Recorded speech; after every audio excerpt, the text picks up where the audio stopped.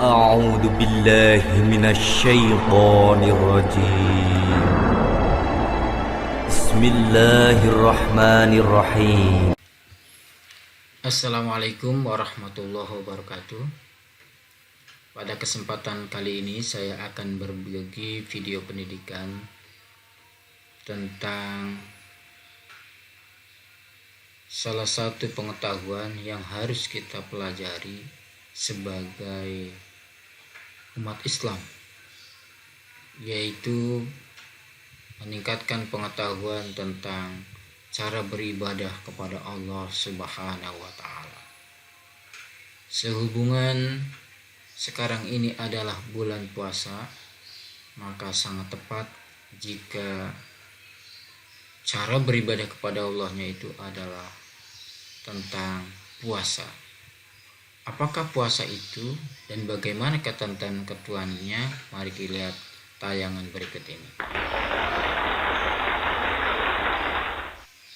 Ketentuan puasa bagian 1 dari 2 video. Jadi nanti ketentuan puasa nanti ada 2 video yang akan saya tayangkan di channel Ustadz Nasori. Pertama, kita harus mengetahui dulu apa itu puasa. Puasa dalam bahasa Arab adalah as-saum atau as-siyam. Menurut bahasa berarti al-imsak, yang artinya menahan diri. Sedangkan menurut istilah ahli fikih, yang namanya as-saum atau as-siyam itu adalah menahan diri dari segala sesuatu yang membatalkannya, mulai dari terbit fajar, waktu subuh sampai terbenamnya matahari, dengan didahului niat berpuasa dan syarat-syarat tertentu. Demikian pengertian puasa. Kita lanjut tentang syarat wajib dan syarat sah puasa. Apakah syarat wajib dan syarat sah puasa itu? Syarat wajib berpuasa ada 4, yaitu 1. Islam. Orang yang tidak beragama Islam tidak wajib berpuasa. Yang kedua, baligh. Baligh itu orang yang sudah dewasa. Kalau perempuan dianggap sudah baligh apabila umur 9 tahun dan sudah haid.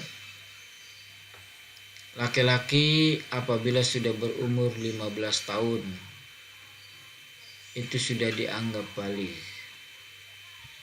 Sedangkan anak-anak yang belum baligh itu tidak wajib berpuasa, tapi dilatih untuk selalu berpuasa. Yang ketiga, berakal sehat. Orang gila tidak punya kewajiban untuk berpuasa. Yang keempat, mampu berpuasa. Jika orang itu tidak mampu berpuasa, maka tidak wajib berpuasa, tapi tetap harus mengqodonya atau membayar fidyah. Misalnya ada orang yang tua, renta, yang menurut kedokteran sudah tidak mampu lagi berpuasa, maka dia hanya membayar fidyah. Selanjutnya, syarat sah puasa. Seseorang puasanya dianggap sah apabila memenuhi syarat 4. Pertama, Islam. Jika tidak beragama Islam, maka puasanya tidak sah. Yang kedua, mumayyiz. Mumayyiz itu orang yang sudah bisa membedakan mana yang baik, mana yang benar, mana yang halal, mana yang haram, mana yang batal maupun yang tidak batal. Yang ketiga, suci dari darah haid dan darah nifas. Jadi syarat sah puasa yang ketiga yaitu suci dari darah haid dan nifas. Apabila ada seorang perempuan lagi puasa kemudian keluar darah haid, maka tidak sah puasanya. Atau keluar darah nifas. Darah nifas itu darah seorang wanita yang habis melahirkan. Yang keempat, dalam waktu yang diperbolehkan berpuasa. karena ada beberapa waktu yang tidak diperbolehkan berpuasa, yaitu ada 5 hari ya. 1 hari raya Idul Fitri, 2 hari raya Idul Adha, pada hari Tasyrik tanggal 11, 12, 13 Dzulhijjah, 3 hari setelah hari raya Idul Adha. Demikian syarat wajib dan syarat sah puasa. Selanjutnya kita akan bahas tentang rukun puasa. Rukun puasa itu sesuatu yang harus dilaksanakan saat berpuasa. Apa saja yang harus dilaksanakan dalam berpuasa? Pertama, harus berniat puasa. Bagaimana niatnya? Saya berniat berpuasa untuk hari esok untuk menunaikan kewajiban puasa pada bulan Ramadan tahun ini karena Allah. Diupayakan berniat puasa itu dilaksanakan setiap malam. Kapan waktu malam itu dihitung? Yaitu setelah maghrib sampai sebelum subuh. Makanya biasa di desa-desa kita membiasakan berniat itu setelah sholat tarawih, supaya jangan lupa. Lebih kuat lagi kalau kita biasakan setelah sahur kita berniat puasa.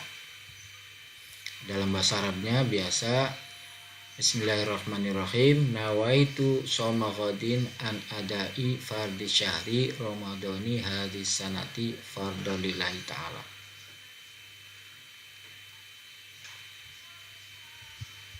Yang kedua, rukun puasa yang kedua yaitu menahan diri dari hal-hal yang membatalkan puasa. Inilah rukun puasa, ada 2. Kita lanjutkan, yang berikutnya adalah hal-hal yang membatalkan puasa. Apa saja yang akan membatalkan puasa itu? Yang membatalkan puasa ada 9, yaitu 1, memasukkan suatu benda ke salah satu dari 5 lubang: mulut, hidung, telinga, kemaluan depan atau kubul, atau kemaluan belakang tubuh. Dengan rincian, kalau kita memasukkan sesuatu ke dalam mulut, yang membatalkan itu apabila sesuatunya itu ditelan. Ya, misalnya kita masukkan makanan kemudian ditelan, itu batal. Jika tidak ditelan, tidak batal. Memasukkan air ke dalam mulut kemudian ditelan, diminum, batal. Jika tidak diminum, tidak batal. Oleh karena itu orang yang berkumur-kumur saat berwudu itu tidak membatalkan puasa. Karena yang membatalkannya itu apabila menelan sesuatu itu. Hidung juga memasukkan sesuatu ke dalam hidung itu maksudnya sampai pangkal hidung. Bukan di depan hidungnya saja, tetapi maksudnya yang membatalkan itu apabila di pangkal hidung. Masukkan sesuatu ke telinga yang dalam, memasukkan sesuatu ke kemaluan, baik kemaluan depan maupun kemaluan belakang. Yang membatalkan puasa yang kedua yaitu muntah dengan sengaja. Orang yang muntah tidak sengaja tidak batal. Contohnya ada orang naik kendaraan kemudian dia muntah, atau juga seorang wanita yang sedang menyidam merasa muntah, ingin muntah, nah itu muntahnya tidak membatalkan. Tapi kalau muntah dengan sengaja, dengan cara misalnya memasukkan sesuatu ke dalam perut atau menggoncang-goncang kepala, menggoyang-goyang kepala sampai ingin muntah, nah itu batal. Yang ketiga adalah jima, yaitu berhubungan suami istri, ya, baik istri sendiri maupun istri orang lain tetap batal, ataupun dalam perzinahan itu juga batal. Yang keempat, keluar cairan mani, sperma dengan sengaja. Kalau tidak sengaja tidak batal. Contoh yang tidak sengaja yaitu mimpi basah. Jadi seorang yang bermimpi kemudian keluar cairan air maninya maka tidak batal. Kalau yang sengaja contohnya yaitu mengeluarkan cairan mani dengan onani atau masturbasi dan lain sebagainya. Yang kelima, keluar darah haid. Hal-hal yang membatalkan puasa yang kelima yaitu keluar darah haid. Seorang wanita yang keluar darah haid maka otomatis puasanya batal, maka diganti atau diqodho pada hari yang lain. Keluar darah nifas. Darah nifas itu darah yang keluar bagi wanita yang habis melahirkan. Itu juga sama membatalkan puasa. Yang ketujuh, melahirkan. Seorang wanita yang melahirkan anak itu juga membatalkan puasa. 8. Hilang akal. Karena hilang akal.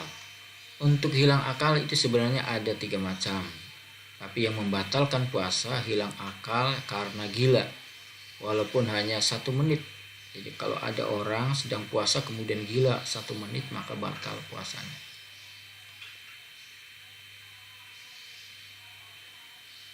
Atau pingsan. Untuk pingsan dianggap batal apabila pingsannya itu full atau penuh selama waktu puasa, yaitu mulai sebelum waktu subuh sampai setelah maghrib.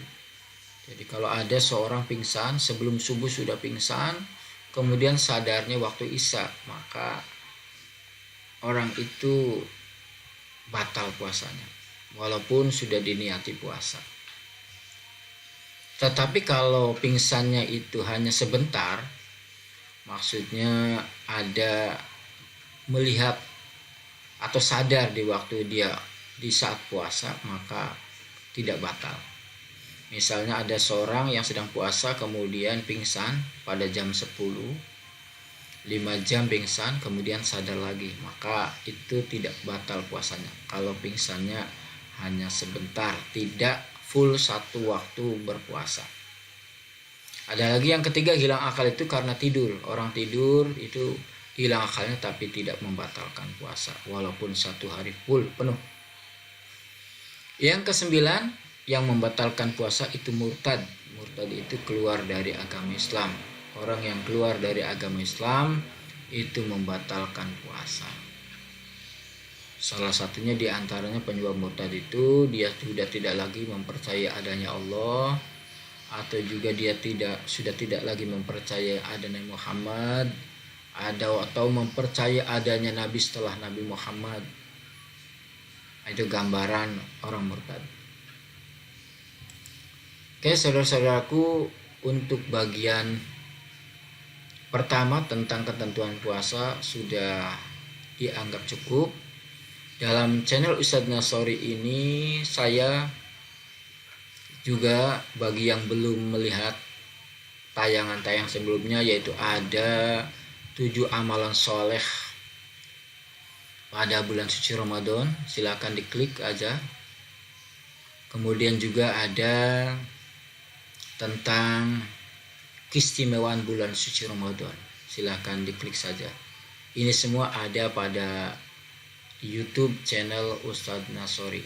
Jadi kalau Anda mencari video ini, silakan ketik saja di YouTube Ustadz Nasori, maka akan muncul di sana.